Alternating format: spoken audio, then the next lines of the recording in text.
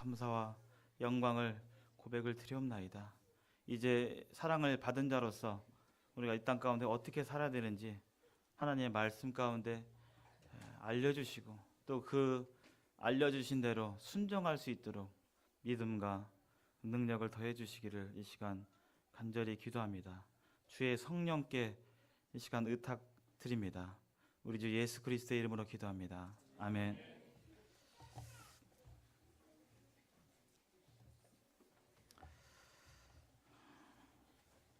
원래 송영길 형제님 말씀 차례인데요. 여러 사정으로 인해서 제가 말씀을 전하게 되었습니다. 화면에 보이는 깃발이 어떤 깃발인지 혹시 아시나요? 네? 네, 우리 학생들은 아는 학생들도 있는데요. 깃발 하면 이제 딱 떠오르잖아요. 태극기 하면 대한민국, 뭐 흰 바탕에 빨간색 원이면 일본. 딱 근데 이 깃발은 생소하신 분들 계실 거예요. 이 깃발은 동성애를 나타내는 동성애를 상징하는 깃발입니다. 그래서 오늘 주제는 하나님의 심판, 다른 게 아니라 바로 동성애다. 로마서 1장 24절부터 27절 이하의 말씀을 보게 되는데요. 이 깃발은 무지개 깃발이라고 하는데요.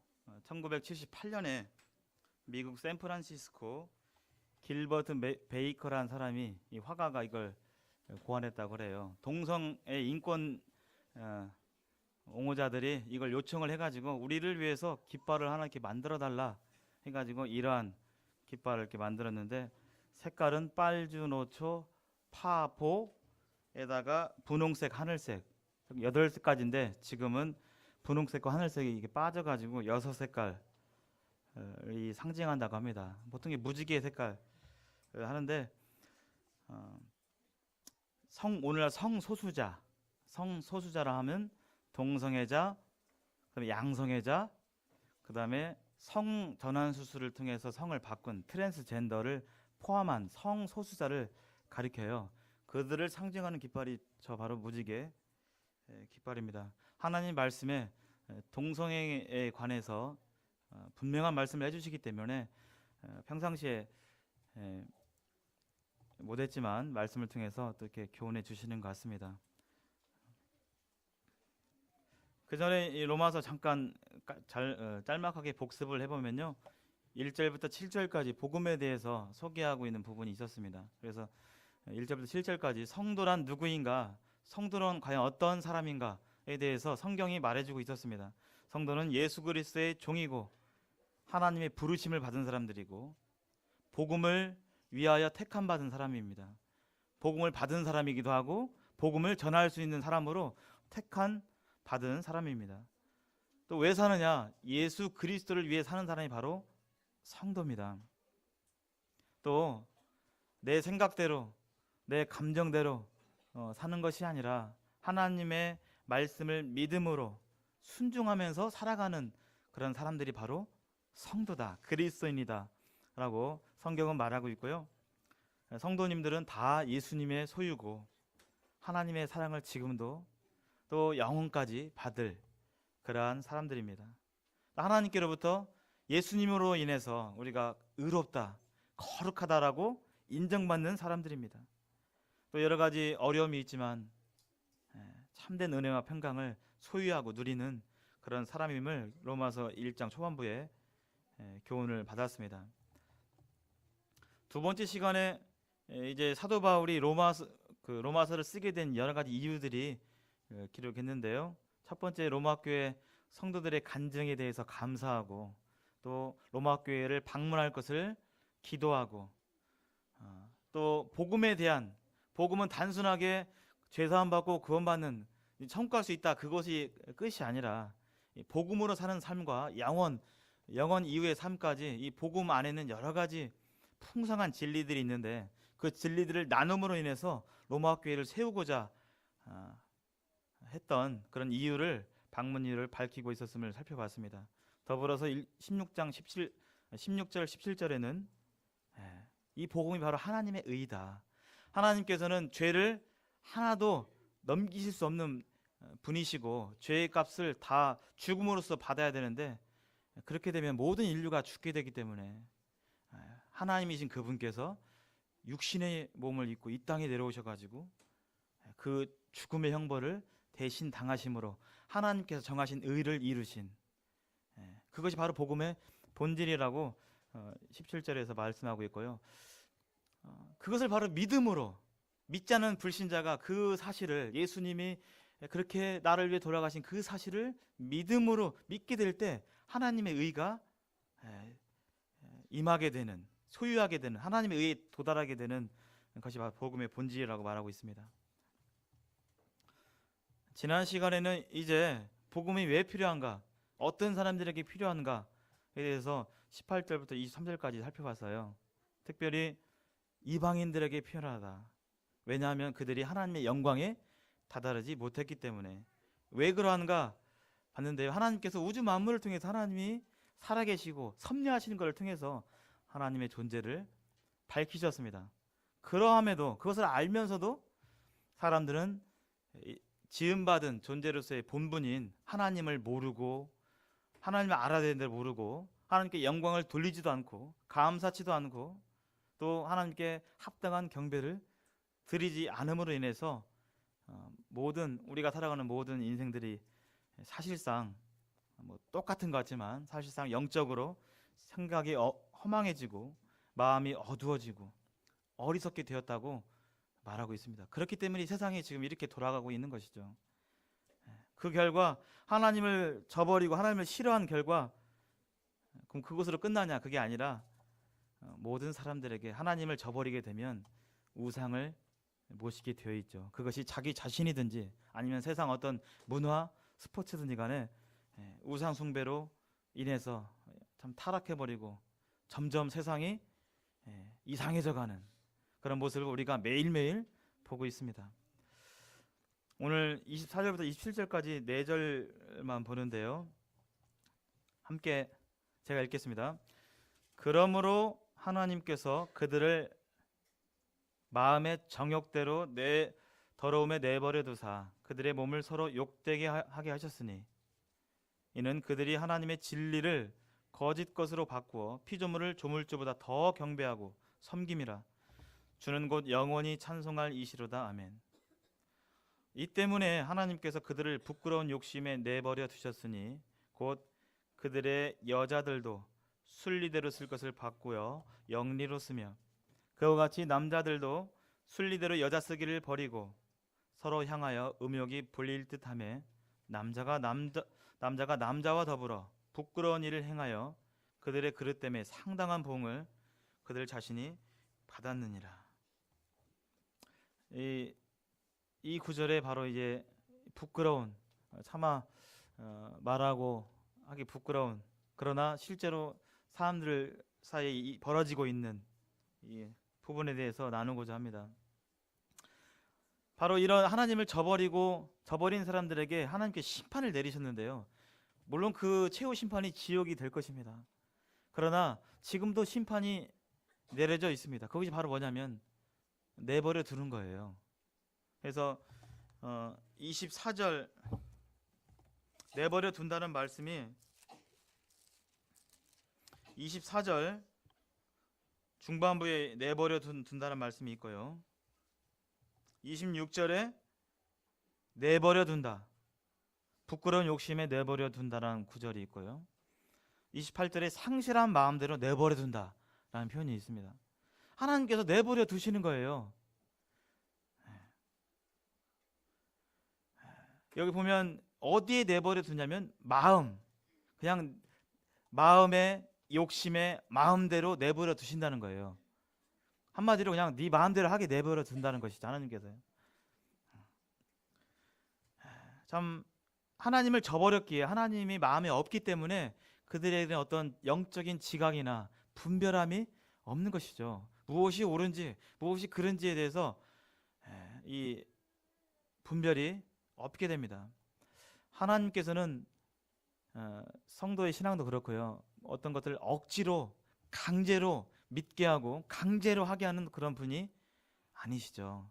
하나님께서는 충분히 얘기하고 알아듣게 얘기하고 반복적으로 얘기하고 했음에도 불구하고 그들이 안 듣게 될 때, 그것을 무시하게 될 때, 알고 있는데 안 듣는 거예요.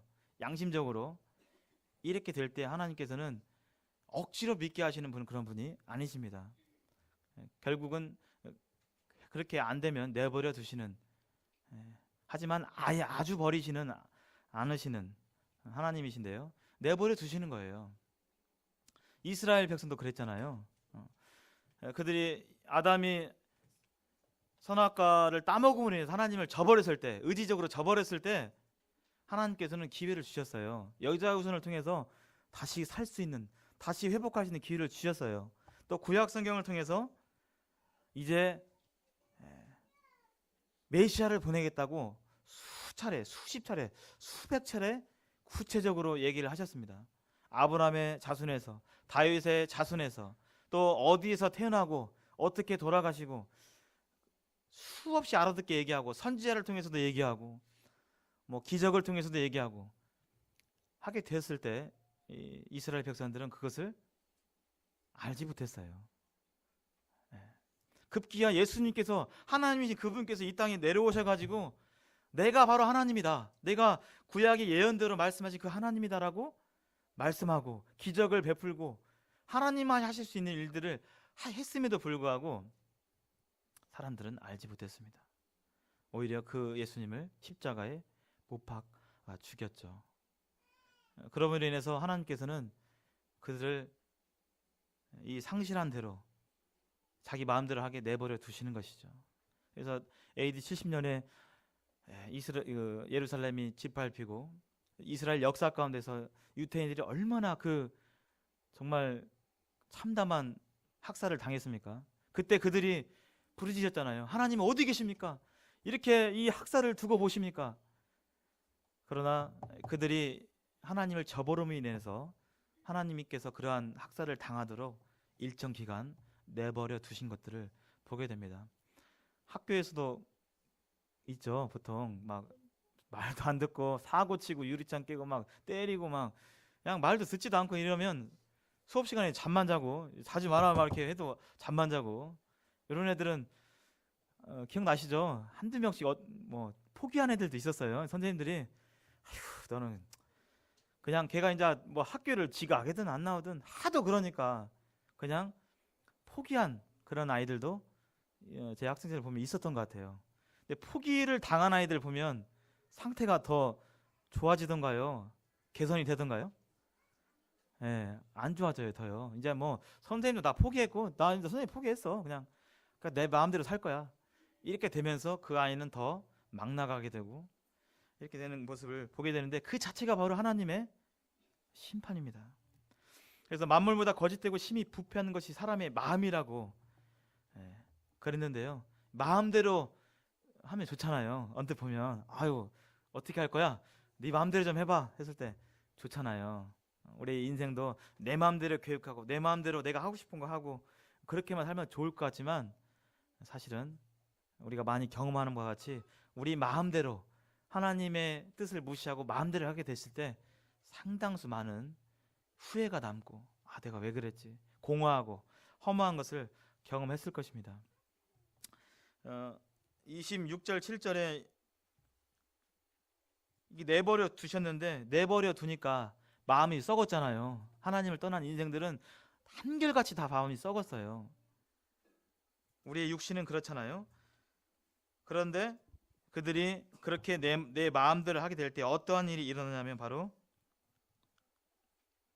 부끄러운 욕심에 내버려 두셔서 여자들도 순리대로 쓸 것을 받고 영리로 쓰며 남자들도 순리대로 여자 쓰기를 버리고 서로 향하여 음욕이 부릴 듯하며 남자가 남자로 더불어 부끄러운 일을 행했다. 이게 바로 이제 동성애죠. 그래서 세계 동성애연을 잠깐 보시면요, 2015년에 동성 결혼 허용 국가를 보면요 몇 개 국가나 있을까요? 대략 이 나라는 그냥 법에서 동성끼리 결혼해도 아무 문제가 없어요. 죄도 아니고. 그런 나라가 21개국이 있다고 그래요. 여기 2015년 6월 27일자 연합뉴스 자료인데요. 세계 지도를 이렇게 보시면 아메리카 대륙, 북미 대륙이죠. 미국, 캐나다, 멕시코, 나프타 경제연합으로 돼 있는데요. 여기는 다 동성 결혼이 허용됐어요. 특별히 미국은 부분적으로 어떤 주는 허용하고 어떤 주는 안 하고 이렇게 했는데 작년에 6월 26일 날 오바마 대통령이 이제 그 대법원에서 이제 허용을 결정이 났죠. 미국에서는 이제 더 이상 남자와 남자가 결혼하는 것이 죄가 아닙니다. 오히려 이제 그것을 죄라고 손가락질 하잖아요. 그러면 이제 인신모독죄 뭐 이런 거 있잖아요. 더 나가면 차별금지법 이걸 해가지고 이제 잡혀가는 거예요. 미국 아메리카의 대륙은 그렇고요. 남미 우루과이라든지 아르헨티나 축구 잘하는 나라들이 다 동성결혼 허용 국가입니다. 그다음에 다행히 아직 아시아 쪽은 허용 국가가 없고요. 저기 유럽 쪽에 이제 아일랜드, 스코틀랜드, 뭐 네덜란드, 벨기에, 프랑스, 스페인 이런 나라들이 동성 허용 국가예요. 법적으로. 이 세계 지도의 이 내용들이 장차 어떻게 될까요? TV 매체와 또 스마트폰 또 여러 가지 문화, 노래 이런 걸 통해서 이 좋지 않은 이러한 죄악들이 실시간으로 급속히 퍼져나갑니다. 앞으로 5년 뒤에 이 지도를 다시 보게 되면 어떻게 될까요? 보라색의 색깔이 더 많아지겠죠?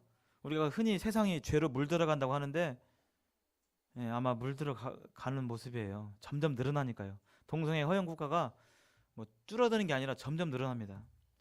한마디로 온 세계가 죄악으로 물들게 되는 것이죠. 우리나라는 어떨까요? 의식을 조사해 보니까요. 50대 이상의 기성세대들은 동성애를 사회가 인정하고 받아들여야 되는가에 대해서 아니다. 84%가 아니다 라고 대답을 했고요. 30, 40대는 반절 정도. 그리고 연령이 내려갈수록 18세에서 29세까지는 허용해야 된다. 정성결혼은 괜찮다. 그러니까 70%가 넘는. 세월이 가면 갈수록 여기에 대해서 사람들의 인식과 의식이 어두워지는, 분별함이 없게 되는 그러한 세상으로 흘러가고 있습니다. 요즘 TV에서도 그런 게 많이 나오더라고요. 언뜻 보면 막 이상한 게 많이 나오고, 얼마 전에 보니까 마리텔? 학생들 마리텔 아나요? 어른들은 마리텔 아세요? 마리텔? 요즘은 아시는 분 계세요? 혹시? TV 프로그램인데요. 마리텔은 요즘 학생들이 준말을 많이 써요. 그래서 저도 좀 웃을 때가 많이 있는데, 어린이 캠프를 뭐라고 하는지 아세요? 두 글자로? 어캠이라고 합니다. 어캠.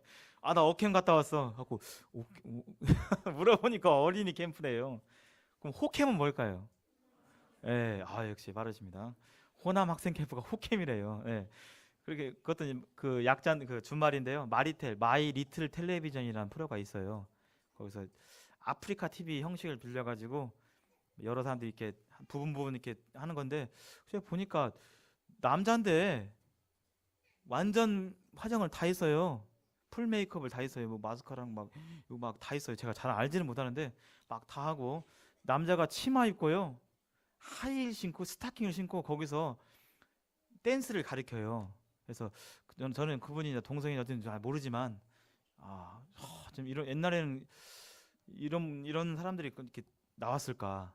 근데 지금 버젓이 나옵니다. 뭐 걸리시 댄스라고 해가지고 춤이 한 장르로 인정을 받고 있어요. 춤이 여러 가지가 있잖아요. 뭐 디스코도 있고, 뭐 제가 춤을 잘 못 추는데 요즘은 걸리시 댄스라고 있다고 그래. 걸리시. 남자가 여자처럼 여자 춤을 추는 거예요. 근데 여자 춤을 그냥 추는 게 아니라 여자 복장 여자처럼 하고, 그것이 하나의 장르로 인정을 받고 있는 거예요. 댄스 업계에서. 세상에 점점 그렇게 되고 있습니다. 그럼 동성애가 늘어나면 에이즈는 어떠냐? 동성애와 에이즈가 관련이 있죠. 그래서 정부의 정책 변화로 인해서 이 에이즈 환자가 계속적으로 늘어나고 있습니다.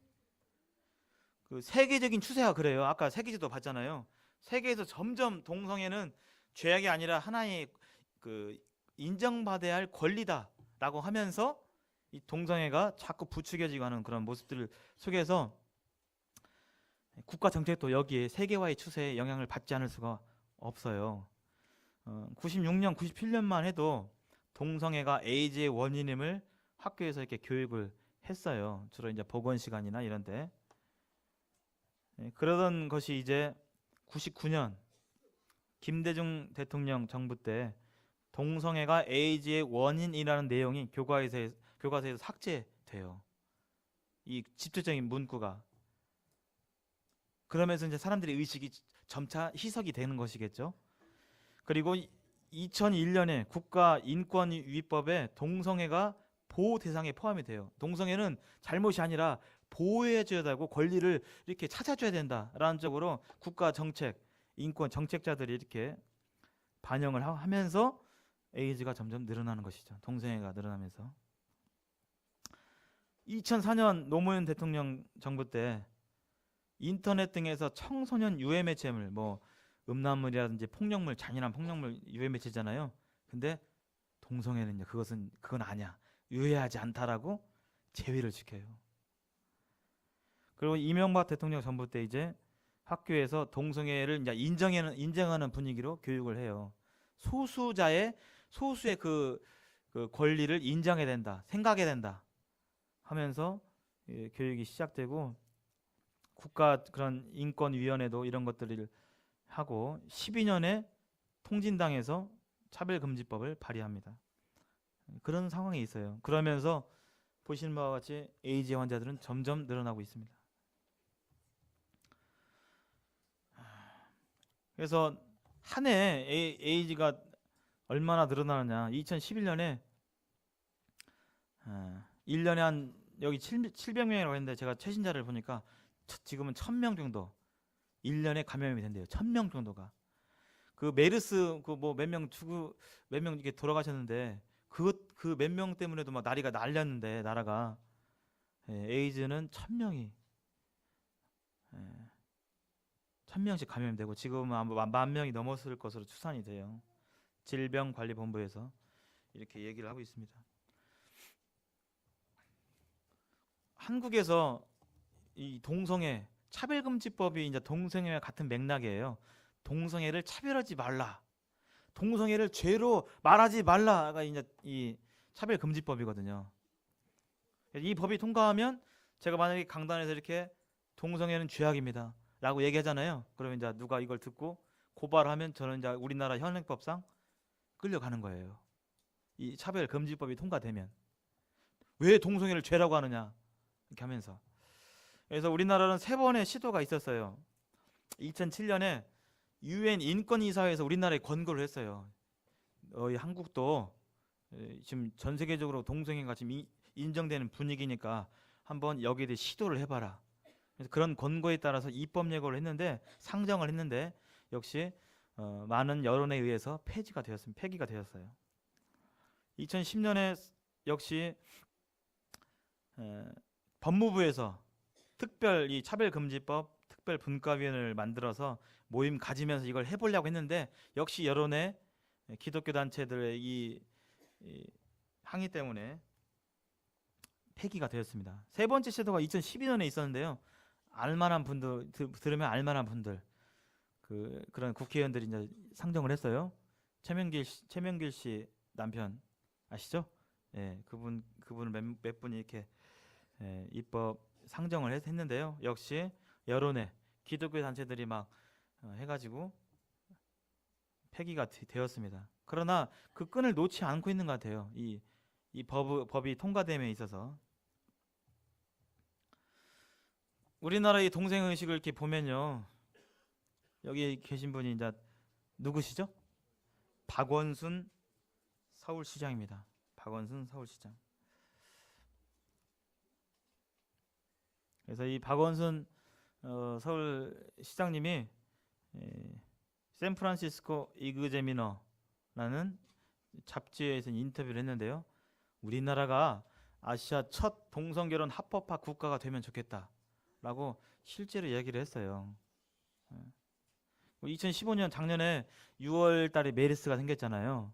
그때 이 박원순 시장님이 인터뷰를 하는데 메르스 때문에 서울에서 이 메르스로 인해서 우리 서울은 지금 준 전시 상태라고 얘기를 했어요. 준 전시 상태라고 6월 달에.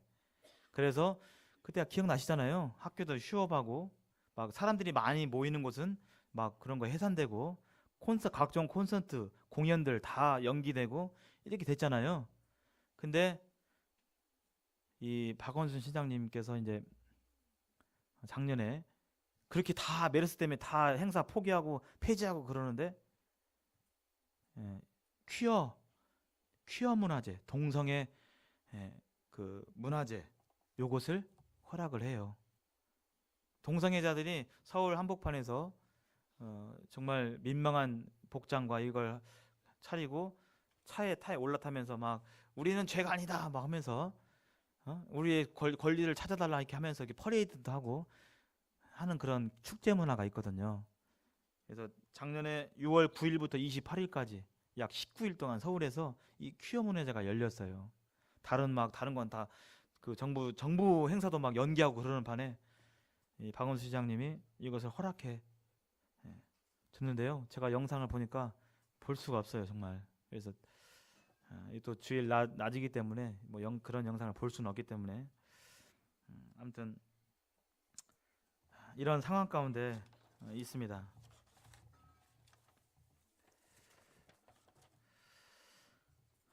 이 미국에 이제 합법화가 됐잖아요. 매사추세츠 공립학교 유치원 교과서에 이런 교과서 내용이 있어요.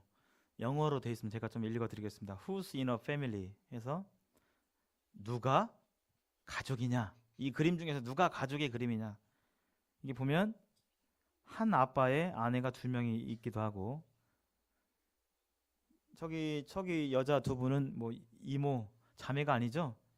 다 엄마가 2명인 것이죠. 동성 결혼해서 이것 교과서 안에서 이것도 가족이다라고 가르치고 있어요. 그러면 순수한 아이들은 그런 가르침을 들었을 때 어떤 생각을 가질까요? 동성애는 죄가 아니다 하러 가는 거죠. 그래서 교과서 내용을 좀 보면 여기 강아지 이 푸드를 목욕시키는데 영어로 two moms라고 돼 있어요. two moms. 엄마가 2명이다. 엄마 여자끼리 결혼한 것이죠. 이것을 자연스러운 모습으로 묘사하고 있습니다. 또 여기 로빈스 패밀리 is made up of her dad. 그 로빈의 가족들은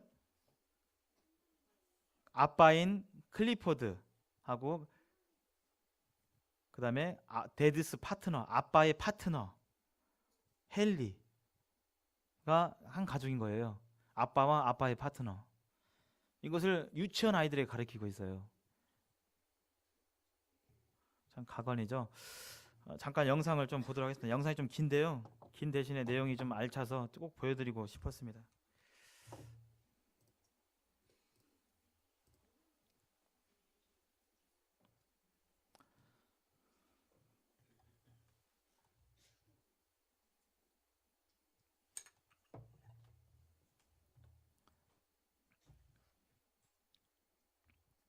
잠깐만요.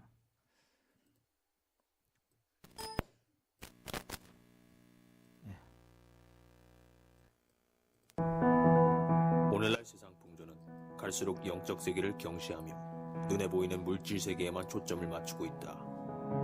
과학이 발달할수록 사람들은 과학 만능주의에 빠져 기독교를 비논리적이고 신비주의적인 구시대의 유물로 여기며 조롱하기 시작했다. 점점 반기독교화되고 복음을 거부할 뿐만 아니라 이제는 하나님을 대적하기까지 한다.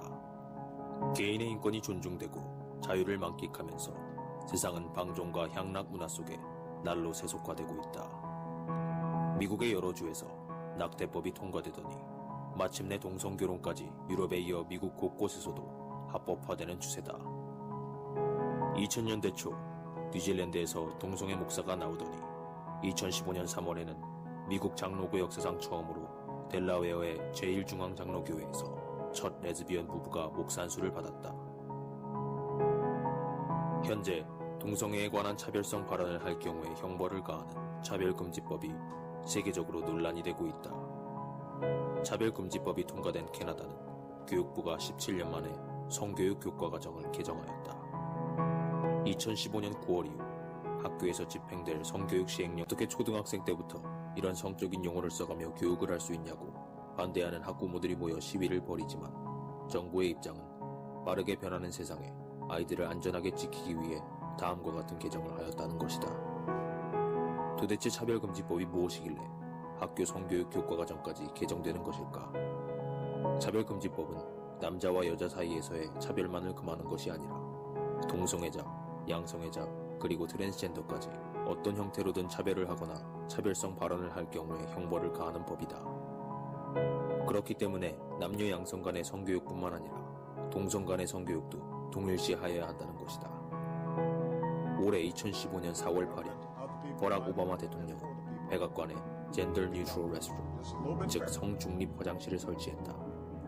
이유는 레즈비언, 게이, 양성애자, 트랜스젠더 등 LGBT들이 화장실을 사용할 때 자신의 성 정체성으로 인해 불편함을 겪지 말아야 한다는 것이다.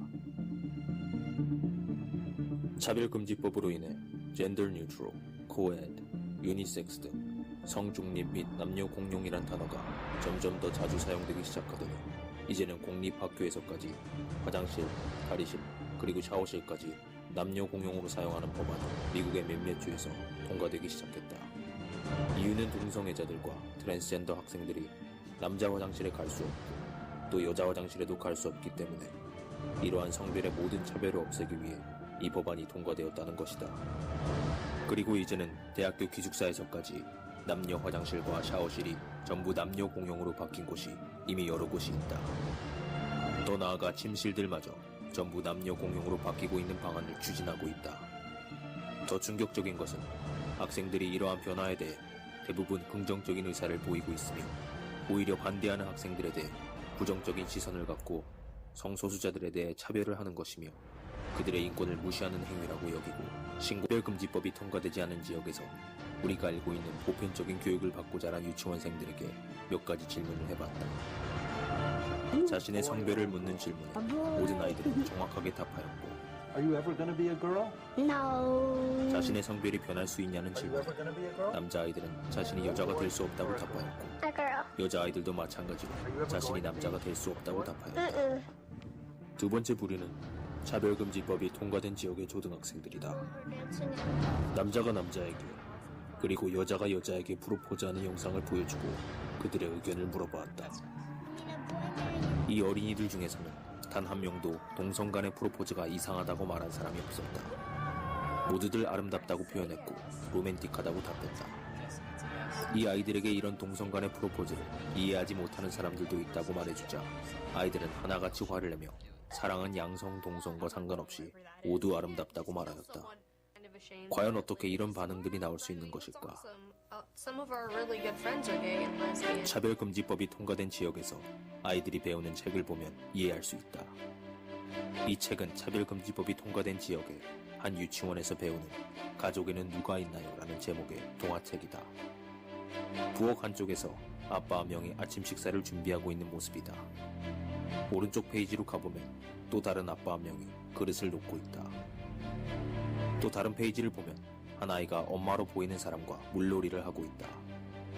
오른쪽 페이지로 가보면 또 다른 엄마가 수건을 들고 있다. 이 책은 초등학교 2학년이 배우는 동화책이다. 제목은 왕과 왕이다. 내용은 한 나라의 왕이 또 다른 나라의 왕을 만나 서로 사랑에 빠져 결혼을 했다는 내용이다. 그리고 마지막 페이지는 두 왕이 입을 맞추는 그림으로 끝난다. 이런 내용의 책을 학교에서 가르친다는 것을 알게 된 데이비드 파커라는 학부모는 동성결혼이나 성전환 같은 내용을 자신의 아들에게 가르치려면 사전에 자신에게 통보해달라는 요구를 했다가 학교가 부모를 고소하여 밤새 체포되어 감옥 신세를 지게 된 일이 일어났다. 동성결혼이 합법화되었으므로 학교에서는 아이들이 동성애를 정상적인 것으로 받아들일 수 있도록 가르쳐야 할 의무가 있으며 이에 따라 학교는 부모에게 동성애 교육 내용을 미리 알릴 의무도 없고 부모에게 자녀가 해당 교육을 받을지 말지에 대한 선택권을 주지 않는다는 것이다.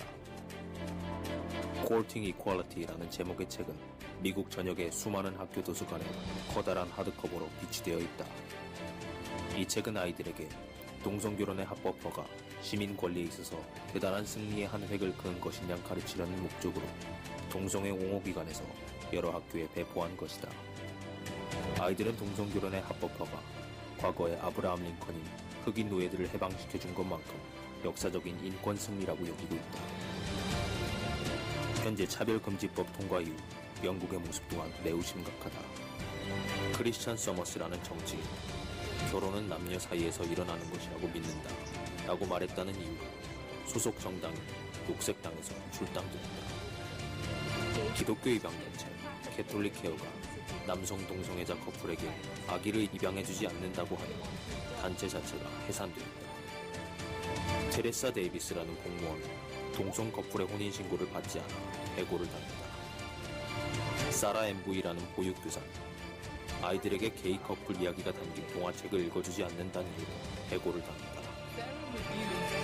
리차드 페이지라는 치안 판사는 아이가 남자 동성애자 커플이야 양육부 양육모와 지내야 한다고 했다가 최고법원으로부터 재교육 명령을 받았다. 한 타가소는 아이들에게 동성애를 잘 가르치지 않고 기독교적 시각을 감염시킨다는 이유로 허가 취소 경고를 받았다.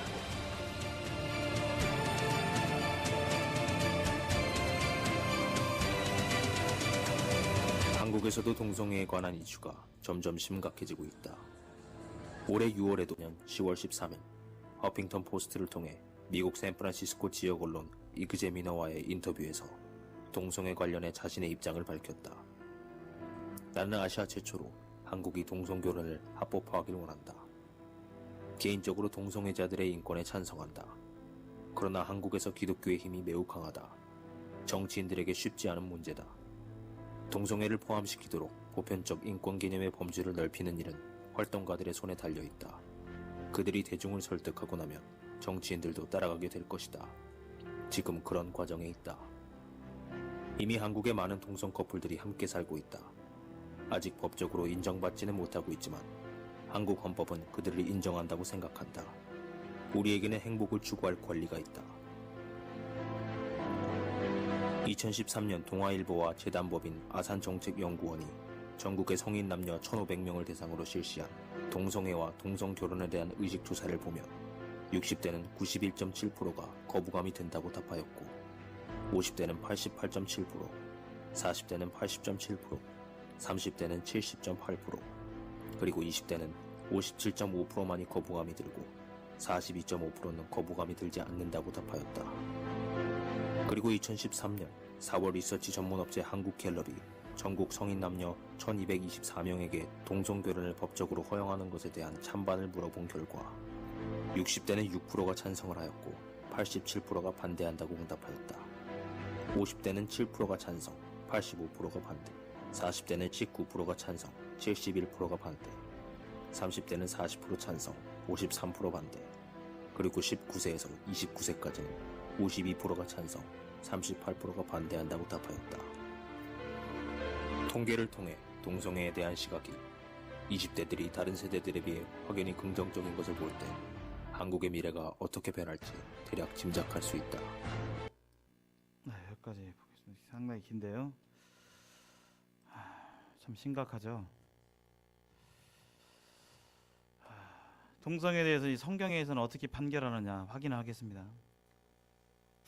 구약에서도 그렇죠. 너는 여자와 동침함 같이 남자와 동침하지 말라. 이는 가증한 일이니라. 이 가증한 모든 일을 행하는 자는 그 백성 중에서 끊어지리라. 누구든지 여인과 동침하든 남자와 동침하면 둘 다 가증한 일을 행함인즉 반드시 죽일지니 자기의 피가 자기에게로 돌아가리라. 구약에서도 역시 이 동성애는 하나님께서 가증히 여기시며 그 형벌은 사형이라고 말하고 있습니다. 신약에서도 마찬가지죠. 신약에서도 소돔과 고모라 예를 들었죠. 소돔과 고모라와 그 이웃 도시들도 그들과 같은 행동으로 음란하며 다른 육체를 따라 가다가 영원한 불의 형벌을 받음으로 거울이 되었느니라.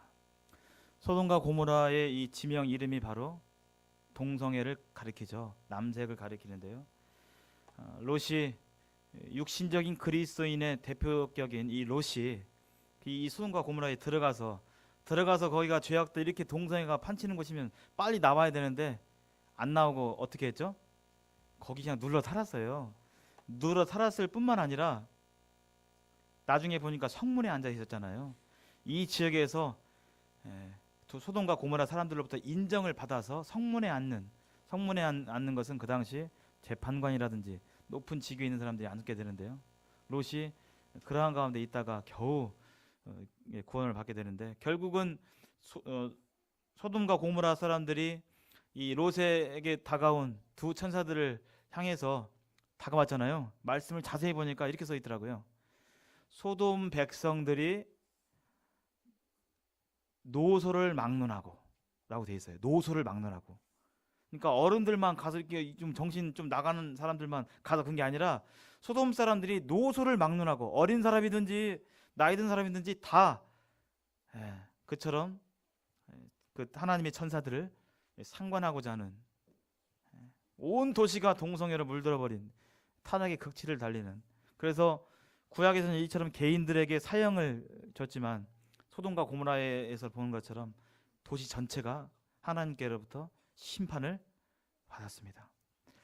전 세계적으로 아까 세계지도에서 본 바와 같이 이 동성애의 죄악이 세계를 잠식해 가게 될 때, 필연적으로 하나님 말씀을 볼 때 하나님의 심판은 피할 수가 없습니다. 사형이죠, 다.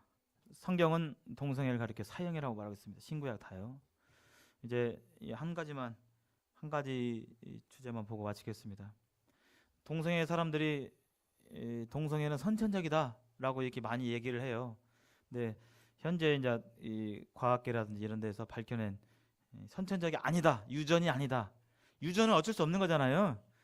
뭐 아버지가 키가 크면 나도 크고, 뭐 크고자 해서 크는 게 아니라 유전 때문에 크고 그러는 건데, 동성애도 유전이다라고 얘기를 하는 거예요. 나는 안 하고 싶은데, 나는 원래 이렇게 태어났는데 어떻게 하라고 이렇게 하면서 항변하고 있는데, 그것이 아님을 밝히고 있는데요.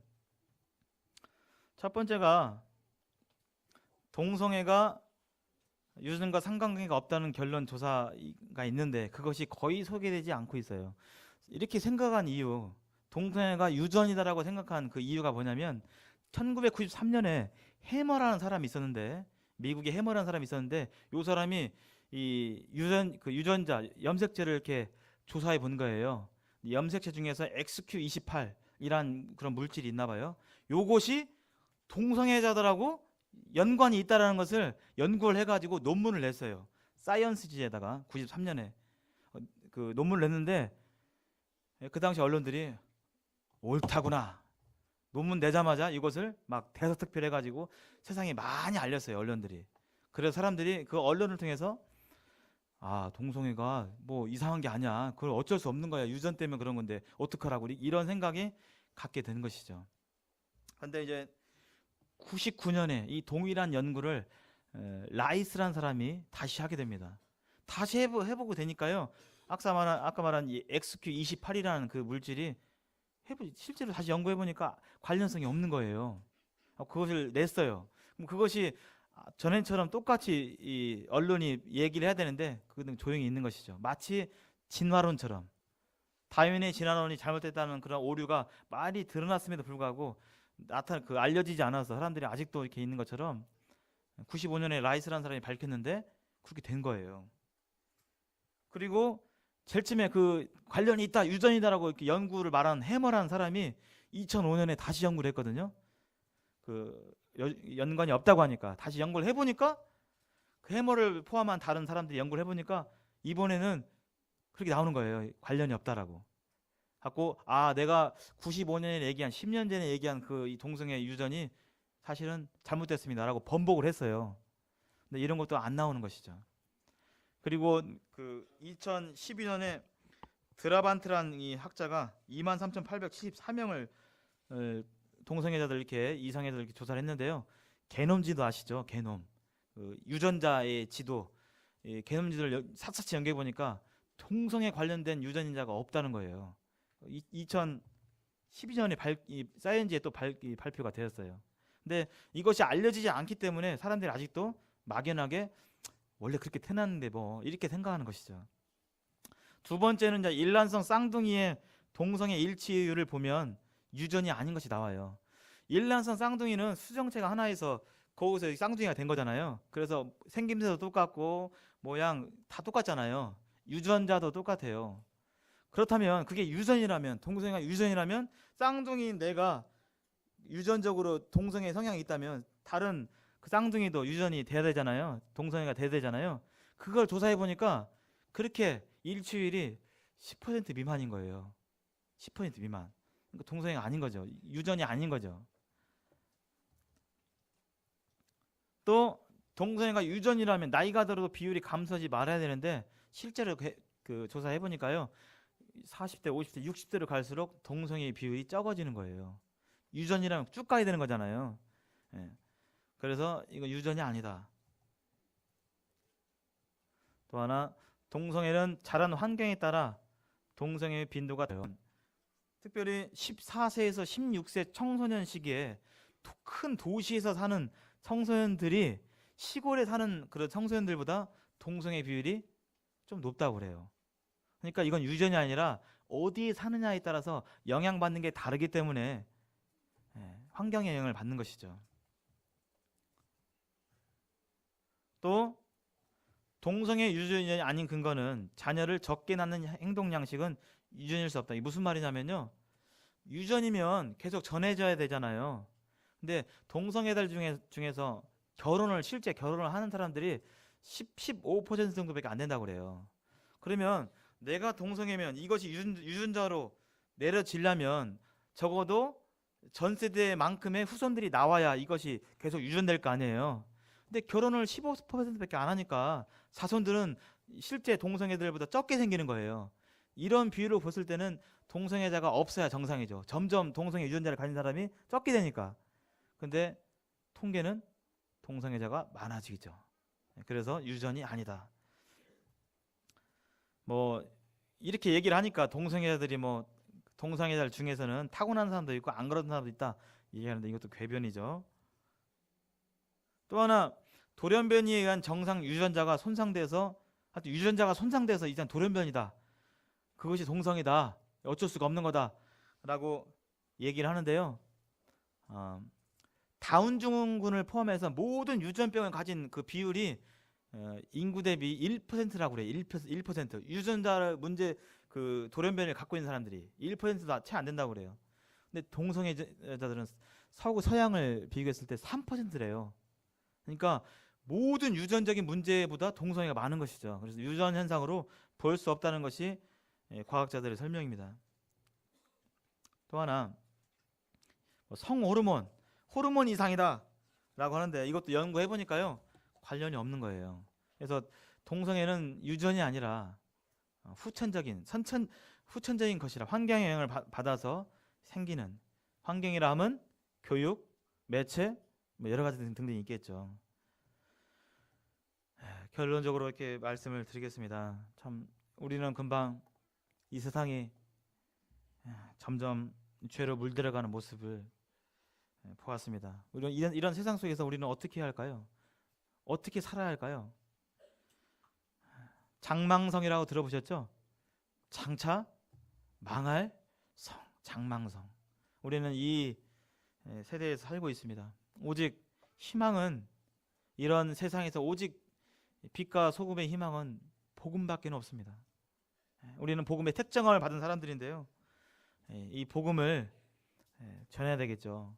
내일부터 다시 우리는 일터로 또 가정으로, 학교로 돌아가게 되는데요. 이처럼 희망 없는 사람들에게 하나님을 소개하고 참된 인생의 진리를 발견할 수 있도록 우리는 잃어버린 바 된 사람들에게 복음을 전해야 됩니다. 한 주간 우리들의 입술을 통해서 하나님이 소개되어지고 말하여지게 되고 하나님의 영광이 드러나는 한 주가 되었으면 좋겠습니다. 감사합니다.